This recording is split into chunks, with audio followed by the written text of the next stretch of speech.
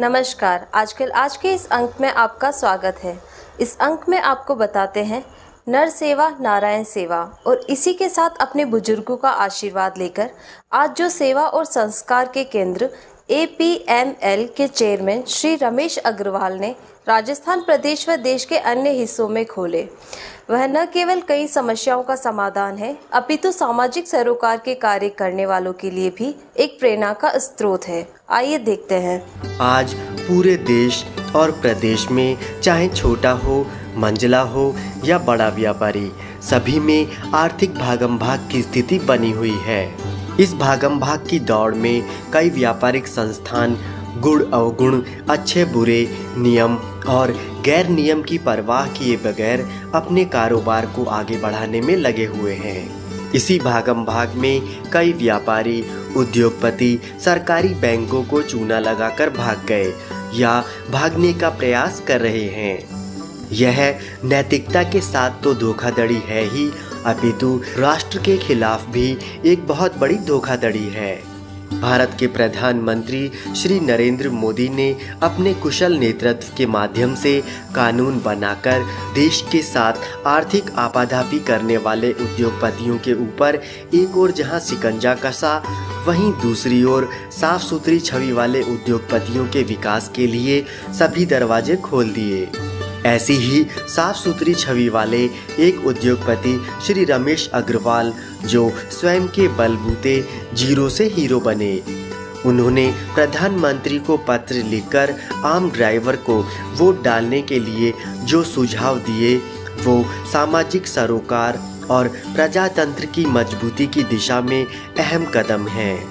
श्री रमेश अग्रवाल जहां एक और सामाजिक सरोकार के सैकड़ों कार्यक्रमों से जुड़े हैं, वहीं दूसरी ओर आज जो साफ सुथरी उनकी छवि है, उसमें बचपन के मार्गदर्शन को महत्वपूर्ण मानते हैं। क्या कहते हैं श्री रमेश अग्रवाल अपने प्रेरणास्पद बचपन के बारे में? मैं मेरे पिताजी को हमेशा रोल मॉडल मानता हूँ। वो हमेशा कहते हैं कि भूख मत लेना, कुछ भी कर लेना, मगर जो आपकी वैल्यूज़ है जो पिताजी ने अपने दादाजी से लिए थे, वो अपने आप रखना। जाने अनजाने में ऐसी चीज़ ना हो जो आपको ये लोग कहे कि तो झूठ बोलता है। झूठ बोलना केवल ये नहीं होता कि भी मैं कोई चीज़ मतलब एनीथिंग जिसको हम झूठ बोलना बोलते हैं। मैं तो कार में जा रहा हूँ और कोई कह रहा है कि भी कहाँ पर हो, और मैं हूँ झंडे वाला के पास और मैं कहता हूँ पूछने वाला हूँ, तो ये भी झूठ है। मैं क्यों नहीं कह सकता कि जी झंडे वाला हूँ और निकल रहा हूँ इसके पास से? तो आदमी को वही है जो दिखता है वो बोलना चाहिए। ये एक हमेशा हमारे को अपने पूर्वजों से जो सीख मिली है, वो आज सीख मैं जो खड़ा हूँ वो मेरी एक सब कुछ पहचान बनी है। बचपन की आपको एक घटना मैं बताता हूँ कि जब मैं कोई 1969 की बात है, मैं 7.5 साल का था। स्कूल से एक बार अध्यापक ने कहा कि भाई सर्कस आया हुआ है हिसार ज़िले के अंदर हमारा, किसी को देखना हो तो 1 रुपये इकट्ठा कर लो। मेरे भी मन में आई। घर में मैंने जिद्दी की कि मैं सर्कस देखूंगा, तो किसी तरह से भी पिताजी से माताजी से मैं 1 रुपया लेने के लिए बड़ी मुश्किल से मैं ले पाया उनसे, और मैंने भी जाकर मास्टर जी को जमा करा दिए स्कूल में कि मास्टर जी मैं भी जाऊंगा सर्कस में।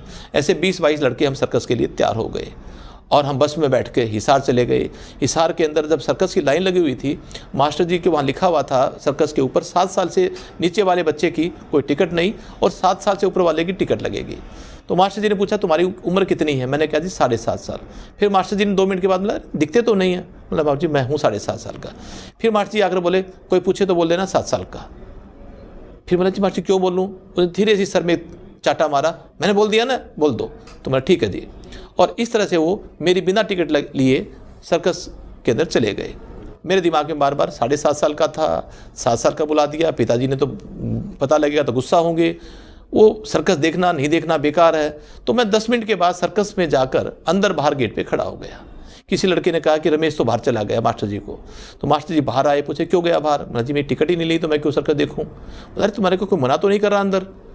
कोई बोलता है, कोई टोकता है? बोला कुछ भी नहीं टोकता। तो लास्ट में मास्टर जी ने मेरी बात मान के टिकट ली और मेरे को अंदर लेके गए और हमने घंटे 2 घंटे जो भी है सर्कस देखा। सर्कस देखने के बाद जो ही बाहर निकले, मास्टर जी मेरे पास बहुत बरसे, बड़ा अपने आप को समझता है, वो है, ऐसा है, वैसा है, चल स्कूल के अंदर मैं देखता हूँ। तो स्कूल में आ गए।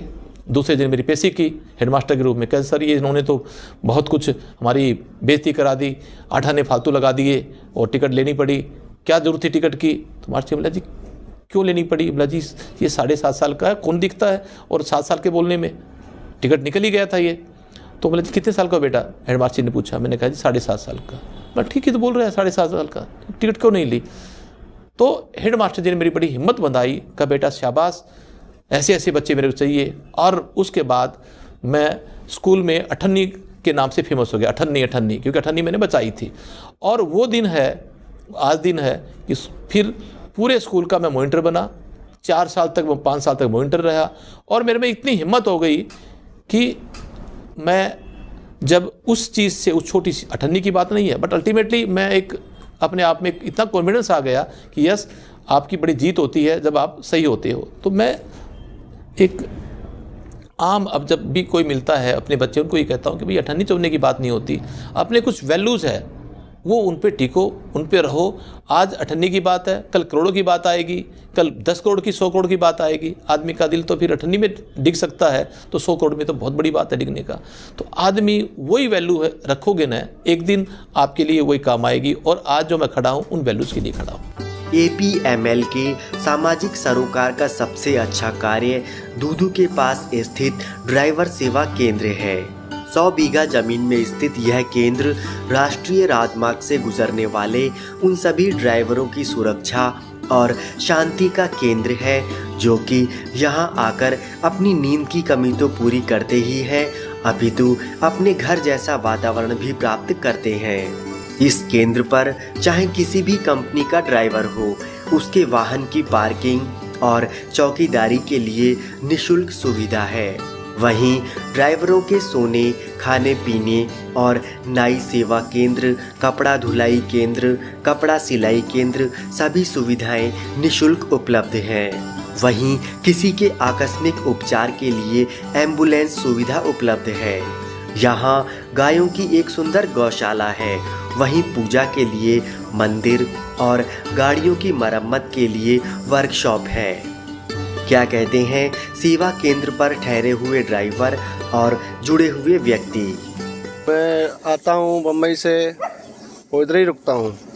रहने का, बैठने का सुविधा भी अच्छा है। जहाँ कोई भी किसी को देखते नहीं है, कोई चोरी चमाटी नहीं है, नहाने धोने का पानी है, बाकी प्रेस वाला है, नाई है, सारा है, वॉशिंग मशीन है कपड़े धोने के लिए, और कोई भी देखते नहीं है। जहाँ बहुत अच्छी सुविधा मिलती है, हमें कोई टेंशन नहीं है। यहाँ सब चीज़ का बढ़िया व्यवस्था, खाने पीने का व्यवस्था है भाई, पैसा वैसा लगता नहीं है। यहाँ पे नाई भी है और वॉचमैन भी है।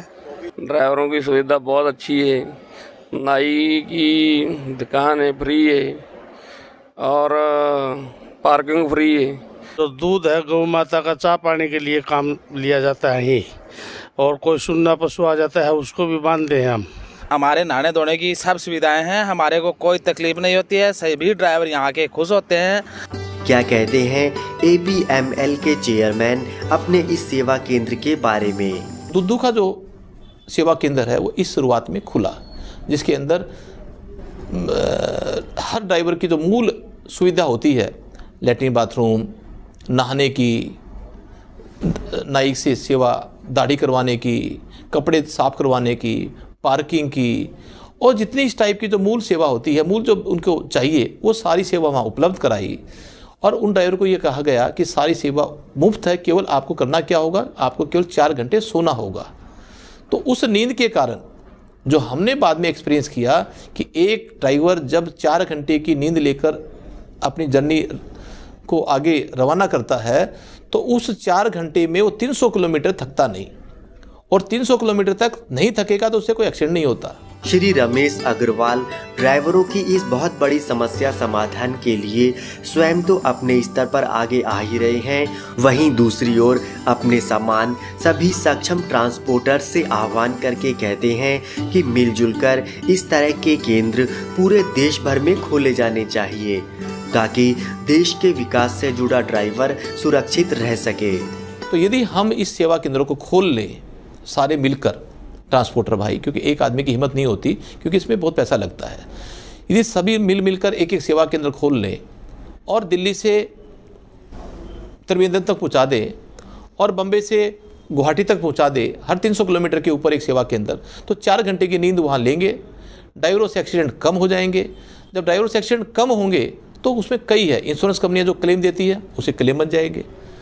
मोटर व्हीकल जब एक्सीडेंट होने के बाद उसको रिपेयर करते हैं एमसी में, उनकी रिपेयर बच जाएगी।